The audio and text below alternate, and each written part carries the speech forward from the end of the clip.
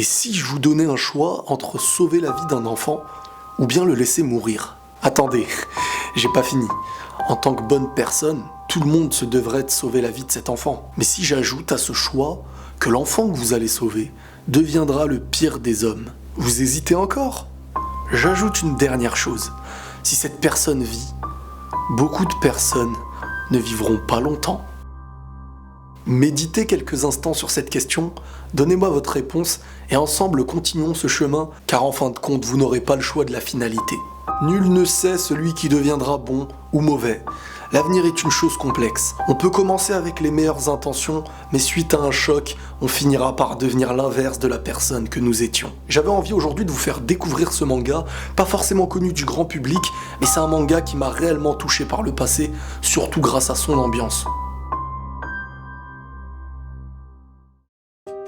L'histoire commence donc dans un hôpital et notre personnage principal s'appelle Kenzo Tenma, reconnu pour ses grands talents de chirurgien. Et un jour, alors qu'il était sur le point d'opérer un homme, le directeur de l'hôpital lui ordonna de changer de mission. Et comme à son habitude, cette opération fut une réussite. Le voilà félicité de la routine habituelle. Suite à tout ça, alors qu'il se baladait dans les couloirs de l'hôpital, il aperçut cette mère de famille accompagnée de son fils, tous les deux en larmes. Sans savoir pourquoi, il alla les voir et leur demanda qu'est-ce qu'il pouvait faire pour eux. Et à ce moment-là, la femme l'agrippa et lui demanda de lui rendre son mari. Les larmes aux yeux, elle lui répéta « Rendez-moi mon mari ». Tenma ne comprenait pas pourquoi soudainement cette demande incompréhensible. La dame répéta « Rendez-moi mon mari ». Je vais vous expliquer ce qui s'est passé. Alors que Tenma devait faire son opération, comme je vous l'avais dit juste avant, il reçut en dernière minute l'appel de son directeur lui demandant de changer de mission et de s'occuper d'une nouvelle personne. Le directeur avait donc décidé de faire passer une autre personne en priorité et de confier l'opération que Tenma devait faire à un autre chirurgien. Mais ce qui se cachait derrière cette demande, c'est ce qui malheureusement existe aujourd'hui. Il y a ceux qu'on considère importants pour leur richesse et ceux qu'on oublie par manque de richesse. Certains seront considérés comme des gens prioritaires avec pour seul mérite le fait d'être quelqu'un d'important. Tout le monde sur Terre n'a pas les mêmes valeurs aux yeux de celui qui regarde avec les siennes. Le directeur de l'hôpital avait donc décidé et ordonna à Tenma de changer de mission et de faire passer en priorité ce chanteur d'opéra. Cet homme qui était plus important aux yeux du directeur. Le problème à ce moment-là, c'est qu'en changeant de mission, la personne que Tenma devait opérer au départ, qui avait été confiée à d'autres mains, s'est vue être la personne morte, le mari de cette dame qui actuellement réclamait son mari. Quand on réfléchit à suivre une directive qui était mauvaise, sommes-nous quelqu'un de mauvais? Et si la proposition à l'avenir se renouvelait, comment agirait-on? Cette chose marqua clairement l'esprit de Tenma et jour et nuit cette femme hantait ses pensées. D'un autre côté, il y a eu la police appelée dans cette maison pour une urgence, pour un meurtre. Et quel meurtre? Une mère, un père, deux individus morts, laissant derrière eux deux enfants jumeaux, un garçon et une fille. Une fille traumatisée par les événements, et un garçon à terre suite à une balle dans la tête, à qui il restait un tout petit peu d'espoir pour survivre. Et pour le peu de vie qui lui restait, l'enfant fut vite emmené en urgence dans l'hôpital de Kenzo Tenma. Son téléphone sonna alors qu'il dormait.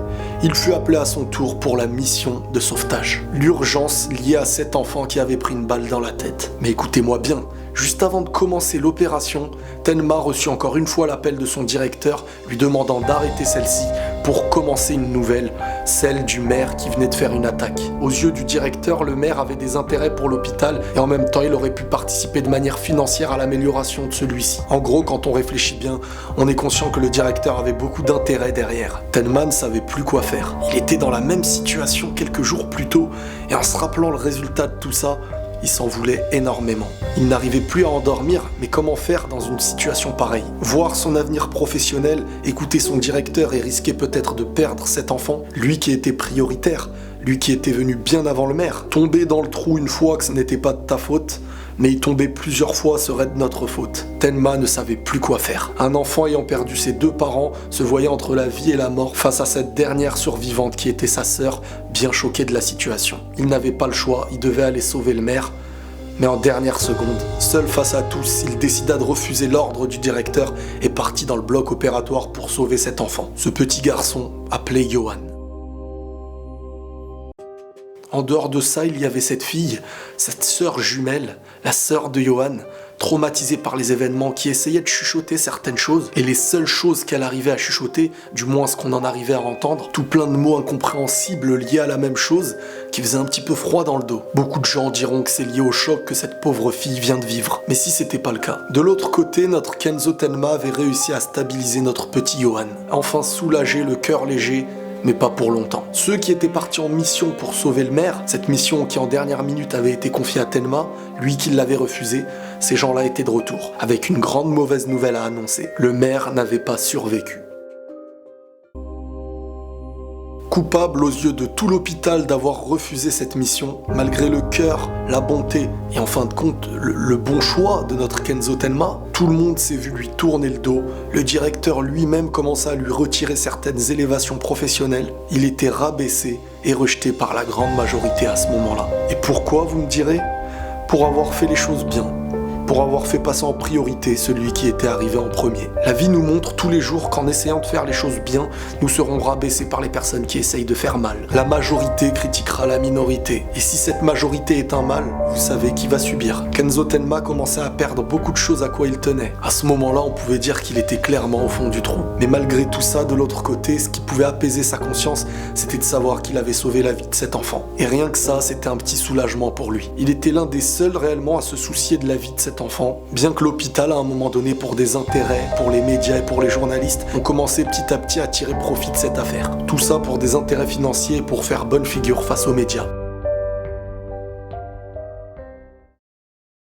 D'un côté, notre petit Johan commençait à aller de mieux en mieux, mais de l'autre côté, sa sœur, toujours traumatisée et sous le choc, commençait réellement à inquiéter beaucoup de monde. Et à l'inverse de ce que l'on pouvait croire, lorsqu'on a essayé de les rassembler, de les rapprocher un petit peu, une fois que la sœur s'est rapprochée du frère, elle en était 2 fois plus traumatisée. Pourtant, à la minute où celui-ci a vu sa sœur, sa réaction fut étrange. Beaucoup de questions se posent derrière ces 2 enfants victimes d'un grand traumatisme, jusqu'au jour où les enfants avaient disparu, et plus de nouvelles pendant des années. Le temps passa, et dans la ville, de plus en plus de crimes faisaient apparition. Il y avait beaucoup d'échos dans la ville qui expliquaient qu'un homme surnommé le monstre agissait de différentes manières pour en arriver à des crimes. Après plusieurs enquêtes, il vient ce moment où nous nous trouvions face à ce monstre, face à cet homme, et écoutez bien ce qu'il a à dire à Tenma. Eh bien, ça faisait très longtemps, docteur Tenma. C'est moi. Rappelez-vous, vous m'aviez sauvé la vie il y a 9 ans de ça. Nous étions 2 petits jumeaux. J'aurais dû mourir. J'étais déjà mort. Et vous êtes intervenu. Puis vous m'avez rendu la vie.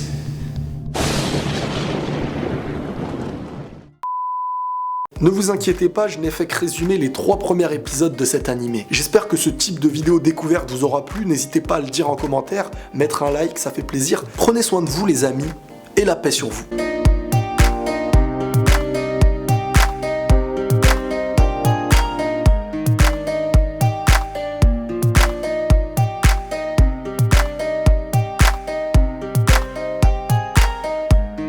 Récemment, on m'a réclamé un thème, le comportement à l'école. Et jusqu'à aujourd'hui, j'ai souvent parlé